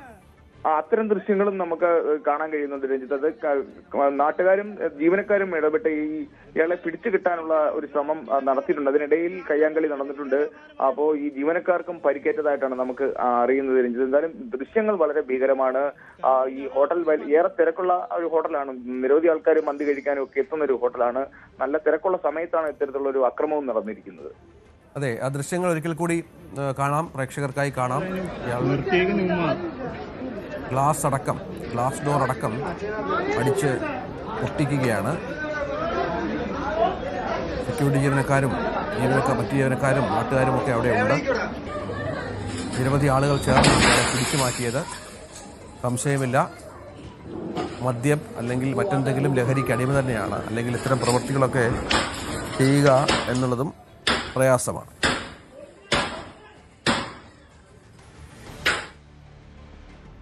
മറ്റു വാർത്ത അതും കൊല്ലത്ത് നിന്നാണ്. കൊല്ലം റെയിൽവേ സ്റ്റേഷന് മുൻവശത്ത് കഞ്ചാവ് ചെടി ഓപ്പറേഷൻ തണ്ടറിന്റെ ഭാഗമായി എക്സൈസ് സംഘം നടത്തിയ പരിശോധനയിലാണ് കഞ്ചാവ് ചെടി കണ്ടെത്തിയത്. റെയിൽവേ സ്റ്റേഷന് മുൻവശത്തെ ATMന് സമീപമായിരുന്നു കഞ്ചാവ് ചെടി ഉള്ളത്. എക്സൈസ് കേസ് രജിസ്റ്റർ ചെയ്തു. നിയമങ്ങളുടെ സാങ്കേതിക നൂലാമാലകൾ ഒരു കുടുംബത്തിന്റെ ജീവിതം എങ്ങനെ നരകതുല്യമാക്കുന്നു എന്നതിന്റെ ദയനീയ കാഴ്ചയാണ് തിരുവനന്തപുരം കിളിമാനൂരിൽ. വിഷപ്പാമ്പുകൾ നിറഞ്ഞ പ്രദേശത്ത് ടാർപോളിൻ കെട്ടിമറിച്ച ഒരു കൂരയിൽ അരയ്ക്ക് താഴേക്ക് തളർന്ന അമ്മയും 6 വയസ്സുകാരനായ മകനും കഴിയുന്നത് ജീവൻ കയ്യിൽ പിടിച്ചാണ്. കിളിമാനൂർ പഴയ കുന്നുമ്മൽ പഞ്ചായത്തിലാണ് ഈ നൊമ്പരപ്പെടുത്തുന്ന കാഴ്ച.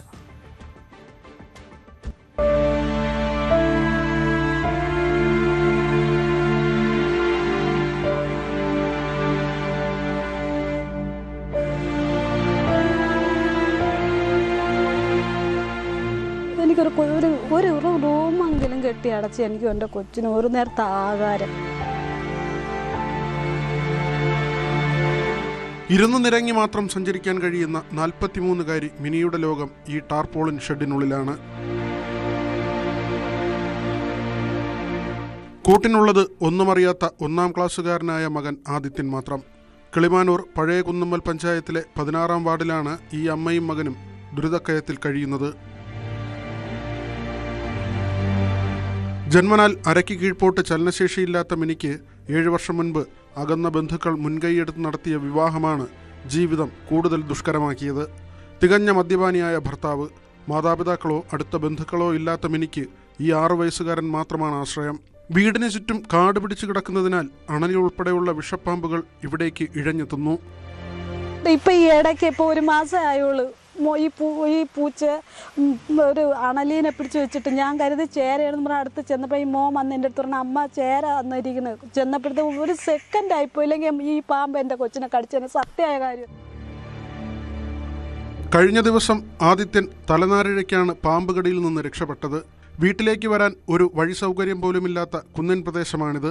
അതുകൊണ്ട് തന്നെ ഇരു കാലുകൾക്കും സ്വാധീനമില്ലാത്ത മിനിക്ക് പുറത്തേക്ക് പോവുക എന്നത് ഏറെ ബുദ്ധിമുട്ടാണ്. ഭൂമി സ്വന്തം പേരിലല്ല എന്ന ഒറ്റ സാങ്കേതികത്വം പറഞ്ഞാണ് പഞ്ചായത്ത് ഇവർക്ക് വീട് നിഷേധിക്കുന്നത്. കുടുംബ ഓഹരിയായി ലഭിച്ച ഭൂമിയുടെ രേഖകൾ നിയമപരമായി മാറ്റാൻ ശാരീരിക ബുദ്ധിമുട്ടുകൾ നേരിടുന്ന മിനിക്ക് സാധിച്ചിട്ടില്ല. ഇതിന് വിലയായി നൽകേണ്ടി വരുന്നത് 2 മനുഷ്യജീവനുകളാണ്. ഒരു നേരത്തെ ആഹാരത്തിന് വകയില്ലാതെ കുട്ടിയുടെ സ്കൂൾ വാഹനത്തിന്റെ ഫീസ് പോലും നൽകാനാകാതെ ബുദ്ധിമുട്ടുകയാണ് ഈ അമ്മ. നാട്ടുകാരുടെ കാരുണ്യം കൊണ്ട് മാത്രമാണ് ഇതുവരെ പിടിച്ചു നിന്നത്. ന്യൂസ് 18 ആറ്റിങ്ങൽ. റോഡ് നവീകരണം ഇഴയുന്നതോടെ നിലമ്പൂരുകാർക്ക് മഴക്കാലം ദുരിതകാലമാണ്. നിർമ്മാണ കരാർ എടുത്ത ഊരാളുങ്കൽ ലേബർ കോൺട്രാക്ട് സൊസൈറ്റി പണികൾ മെല്ലെയാണ് നടത്തുന്നതെന്നാണ് ആക്ഷേപം. അറ്റകുറ്റപ്പണി കാരണം നിലമ്പൂരിൽ അഴിയാക്കുരുക്കിൽ വലയുകയാണ്. ചന്തക്കുന്ന് മുതൽ നിലമ്പൂർ താലൂക്ക് ഓഫീസ് വരെയുള്ള KNG റോഡിന്റെ ഭാഗങ്ങളിലാണ് ഓവുചാലും കലുങ്കും നിർമ്മിക്കുന്നത്. 5 കോടി രൂപയാണ് ചെലവ്. എന്നാൽ ജോലിയിലുള്ളത് വിരലിലെണ്ണാവുന്ന തൊഴിലാളികൾ മാത്രമാണ്. ഇതുപോലെയാണ് പ്രവൃത്തി തുടരുന്നതെങ്കിൽ പണി തീരാൻ കുറഞ്ഞത് 1 വർഷത്തിലേറെ കാത്തിരിക്കേണ്ടി വരും. 2018-ലും 2019-ലും പ്രളയത്തിൽ വെള്ളം കയറി ഏറെ നഷ്ടം ഉണ്ടായിട്ടുണ്ട് ഇവിടെ. കഴിഞ്ഞ പ്രളയം നമ്മളെല്ലാവരും കണ്ടതാണ്. കഴിഞ്ഞ പ്രളയത്തിൽ ഒരുപാട് ബുദ്ധിമുട്ട് അനുഭവിച്ചു. അതേപോലത്തെ ഒരു പ്രളയത്തിന്റെ ഒരു കെടുതി വരാതിരിക്കാൻ വേണ്ടിയിട്ട് അതിന്റെ അധികൃതർ വേണ്ട നടപടികൾ സ്വീകരിക്കണമെന്നാണ് എനിക്ക് പ്രത്യേകിച്ച് പറയാനുള്ളത്. കഴിഞ്ഞ ദിവസങ്ങളിൽ മഴ പെയ്തതോടെ റോഡിന്റെ ഈ ഭാഗം വെള്ളക്കെട്ടിലായി. ഇതുമൂലം വ്യാപാരികൾ കടകൾ അടച്ചിട്ടിരിക്കുകയാണ്. നിരവധി വർക്ക്ഷോപ്പുകളും ഇവിടുണ്ട്. കട ഇപ്പൊ തുറന്നിട്ടില്ല. തുറക്കല്ല, പൗരഭാഗം തുറക്കാറുള്ളൂ. പൊടിയും പിന്നെ വെള്ളക്കെട്ട് മാറുന്നുമില്ല. ഇപ്പൊ മിനിയാന്ന് ഫുള്ളായിട്ട് വെള്ളമാണ്. മിനിയാന്ന് ഇപ്പൊ 2 ദിവസമായിട്ട് അടവ്. ഇതാണ് ഇപ്പൊ ഇവിടെ സംഭവിച്ചുകൊണ്ടിരിക്കുന്നത്. പിന്നെ അതിലാണെങ്കിൽ വെള്ളം പോകുന്നില്ല. ആ ചന്തകുന്നത്തെ വെള്ളം ഫുള്ളായിട്ട് ഇങ്ങോട്ട് ഇറങ്ങിയോണ്ട് ഇപ്പൊ വെള്ളം പോകാനുള്ള വഴിയില്ല.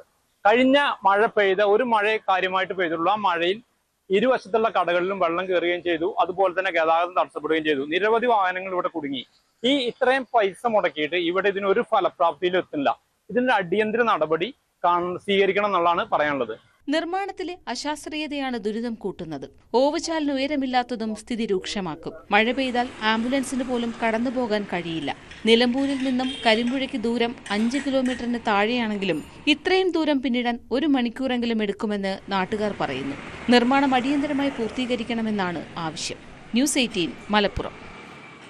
വിജയിയുടെ മകന്റെ ചിത്രത്തിന്റെ റിലീസ് മാറ്റി. വിജയ് ചിത്രം ജനനായകന്റെ റിലീസ് കൊണ്ടാണ് ഈ തീരുമാനം. ജെയ്സൺ സഞ്ജയുടെ ചിത്രം സിഗ്മ ജൂലൈ 31 റിലീസ് ചെയ്യാനായിരുന്നു തീരുമാനം. ജനനായകൻ ജൂലൈ 24 റിലീസ് ചെയ്യാനുള്ള സാഹചര്യം കണക്കിലെടുത്താണ് ജെയ്സൺ ചിത്രത്തിന്റെ റിലീസ് നീക്കിവെച്ചത്. ഹരികൃഷ്ണനുണ്ട്. ഹരി, അച്ഛനും മകനും തമ്മിൽ ഒരു മത്സരം വേണ്ട എന്ന് തീരുമാനിച്ചു സിനിമയിൽ, അല്ലേ?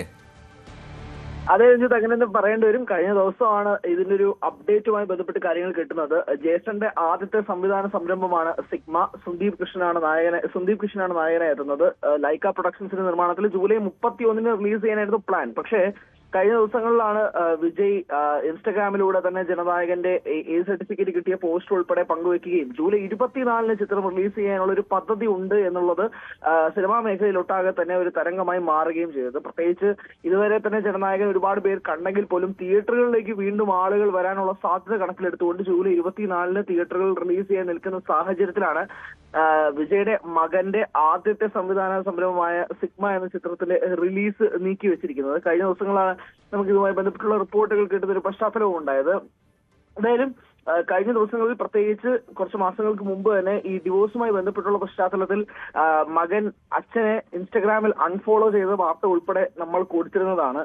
അപ്പോൾ മുതൽ തന്നെ ഇരുവരും ചേർന്ന ഒരു നല്ല ബന്ധത്തിലാണോ എന്നുള്ള ചോദ്യങ്ങളൊക്കെ ഉണ്ടായിരുന്നു. അതിന് പിന്നാലെയാണ് ഇപ്പോൾ ഈ ജനനായകന്റെ റിലീസ് പ്രമാണിച്ച് സ്വന്തം സിനിമ ജേസൺ സഞ്ജയ് നീക്കി വെച്ചിരിക്കുന്ന ഒരു സാഹചര്യം കൂടി ഉണ്ടാവുന്നത്. 31 ആദ്യത്തെ സിനിമ സംരംഭം അത് പുറത്തിറക്കാനുള്ള ഒരു പദ്ധതിയിൽ നിൽക്കവെയാണ് അച്ഛന് വേണ്ടിയിട്ട് ഇപ്പോൾ വഴിമാറി കൊടുക്കുന്നത്. എന്തായാലും ജനനായകൻ 24 തന്നെ തിയേറ്ററിൽ എത്തുമെന്നാണ് KVN പ്രൊഡക്ഷൻസിന്റെ ഭാഗത്തു നിന്നും മനസ്സിലാക്കാൻ കഴിയുന്നത്. ആ പശ്ചാത്തലത്തിലാണ് ഇപ്പോൾ അങ്ങനെ ഒരു ക്ലാഷ് വേണ്ട എന്നൊരു തീരുമാനത്തിലേക്ക് പോകുന്നത്. പ്രത്യേകിച്ച് തമിഴ് സിനിമാ മേഖല തന്നെ വല്ലാതെ ഒരു ഡൗൺ ആയി നിൽക്കുന്ന ഒരു സാഹചര്യത്തിൽ ഒരു ഉണർന്നു കൊണ്ടുവരേണ്ട ഒരു സിനിമ വളരെ അത്യാവശ്യമാണ്. കഴിഞ്ഞ 2-3 മാസത്തിനിടയിൽ പ്രധാനപ്പെട്ട ഒരു മേജർ റിലീസോ അല്ലെങ്കിൽ അങ്ങനെ ഒരു ബ്രേക്ക് ഈവനായി പോകുന്ന ഒരു പടങ്ങളോ ഉണ്ടായിട്ടില്ല. പ്രത്യേകിച്ച് ഒരു സ്റ്റാർ സിനിമകൾ വല്ലാതെ ഒരു കുറവുണ്ടാവുന്നത്. കറുപ്പ് ഒഴിച്ച് അത് മെയ് ആണ് റിലീസ് ചെയ്തത്, മെയ് 15 അത് കഴിഞ്ഞിട്ട് 2 മാസത്തോളം നല്ല ഡൗൺ ആയി നിൽക്കുന്ന ഒരു തമിഴ് സിനിമാ മേഖലയെ സംബന്ധിച്ചിടത്തോളം ജനനായകൻ വളരെ ഇമ്പോർട്ടന്റ് ആയിട്ടൊരു സിനിമയാണ്. അതുകൊണ്ട് ഒരു തീരുമാനമെടുക്കാൻ കാരണമെന്നാണ് മനസ്സിലാക്കേണ്ടത്.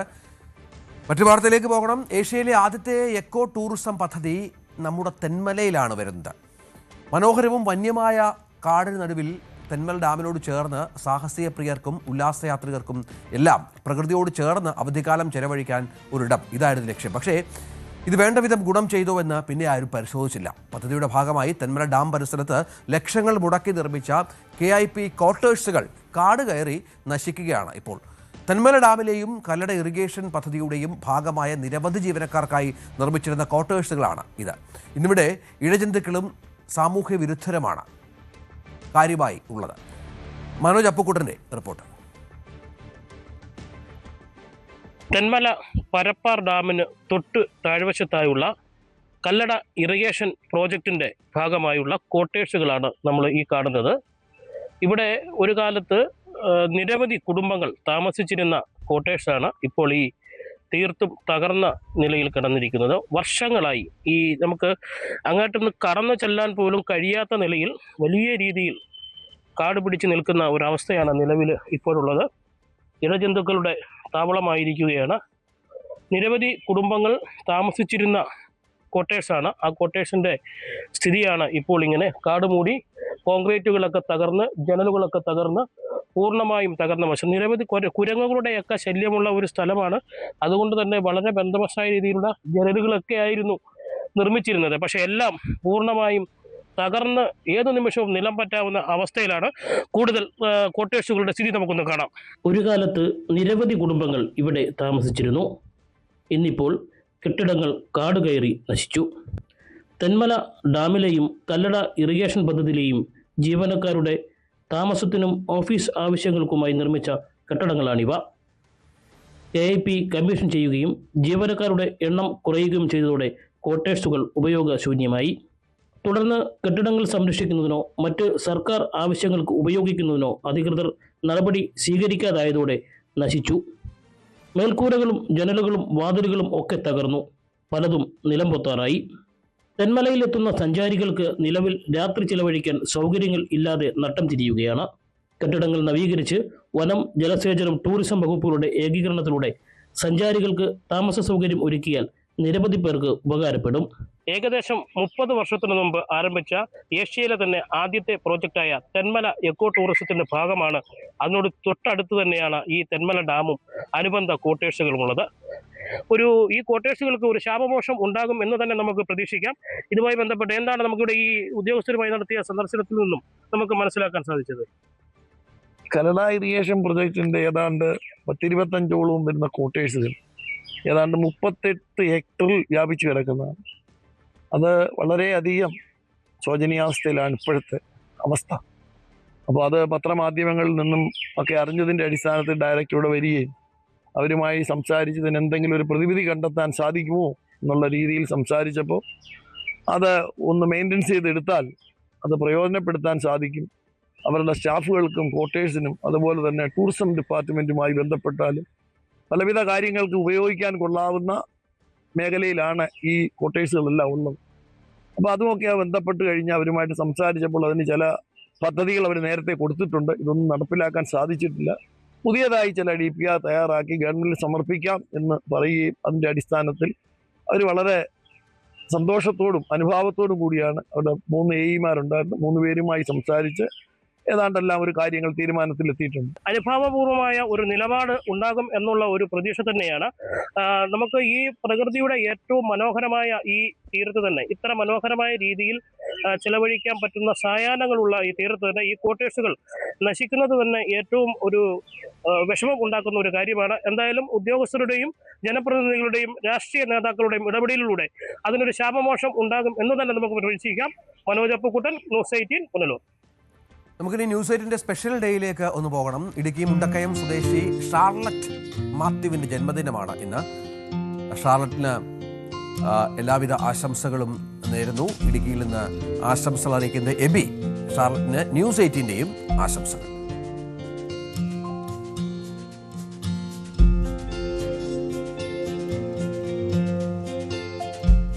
ഇടവേള.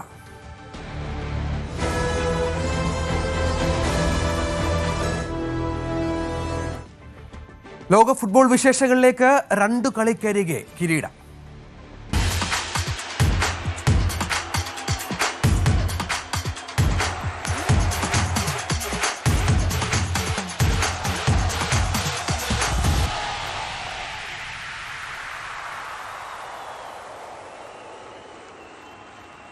ലോകകപ്പിലെ ആദ്യ സെമിയിൽ ഇന്ന് ഫ്രാൻസും സ്പെയിനും ഏറ്റുമുട്ടും. ഫൈനലിന് മുൻപുള്ള ഫൈനൽ എന്ന വിശേഷണത്തോടെയാണ് യൂറോപ്പിലെ കരുത്തന്മാർ മുഖാമുഖമെത്തുന്നത്.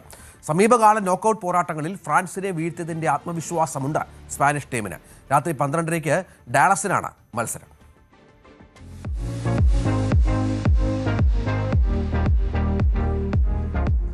ഡാളസ് സ്റ്റേഡിയം ഒരു അതിഗംഭീര പോരിനുള്ള ഒരുക്കത്തിലാണ്. യൂറോപ്യൻ ചാമ്പ്യന്മാരായ സ്പെയിനെ മറികടക്കാനെത്തുന്നത് ലോകകപ്പിലെ നിലവിലെ റണ്ണേഴ്സപ്പായ ഫ്രാൻസ്. ദ്വിതീയ ദശാംശത്തിന്റെ ഫ്രഞ്ച് പടയ്ക്ക് ലക്ഷ്യം തുടർച്ചയായ 3ാം ലോകകപ്പ് ഫൈനലാണ്. പരുക്കിന്റെ ചെറിയ ആശങ്കകളുണ്ട് ഫ്രാൻസിന്. ഷുവാമിനെയും മനുക്കോനെയും ഉപമെക്കാനോയും ചെറിയ പരുക്കുകളുടെ പിടിയിലാണ്. കിലിയൻ എംബാപ്പയുടെ ഗോൾ ദാഹമാണ് ഫ്രാൻസിന്റെ ബലം. ഗോൾഡൻ ബൂട്ട് ഉറപ്പാക്കാനുള്ള പാച്ചിലാണ് ആ സൂപ്പർ താരം. ആക്രമണവും ഞൊടിയിടയിലെ കൗണ്ടർ അറ്റാക്കുമാണ് ഫ്രാൻസിനെ ഭയപ്പെടേണ്ട ടീമാക്കി മാറ്റുന്നത്. ഈ ലോകകപ്പിൽ 16 ഗോളുകളാണ് ഫ്രഞ്ച് പട വലയിൽ കയറ്റിയത്. വഴങ്ങിയത് 2 എണ്ണം മാത്രം. എംബാപ്പെ, ഒലീസെ, ഡെംബെല്ലെ എന്നിവർ സ്പാനിഷ് പ്രതിരോധത്തിന് വലിയ വെല്ലുവിളി ഉയർത്തും. പെനാൽറ്റി ഷൂട്ടൌട്ടിലേക്ക് നീങ്ങിയാൽ ഫ്രാൻസ് കരുത്തു കാട്ടുമെന്നാണ് പ്രവചനങ്ങൾ.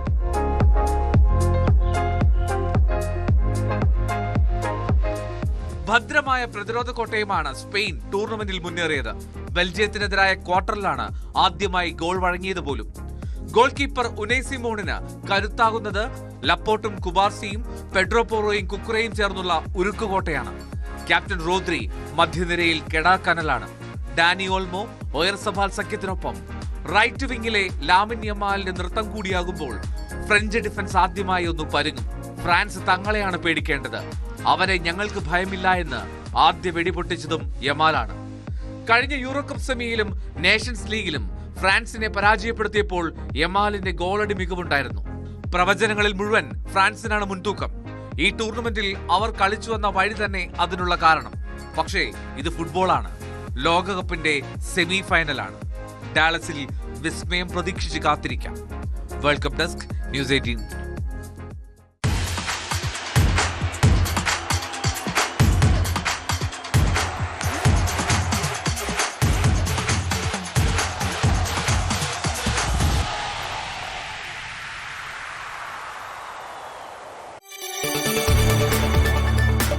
കൂടുതൽ വാർത്തകൾക്ക് news 18 Keralam YouTube channel subscribe ചെയ്യുക.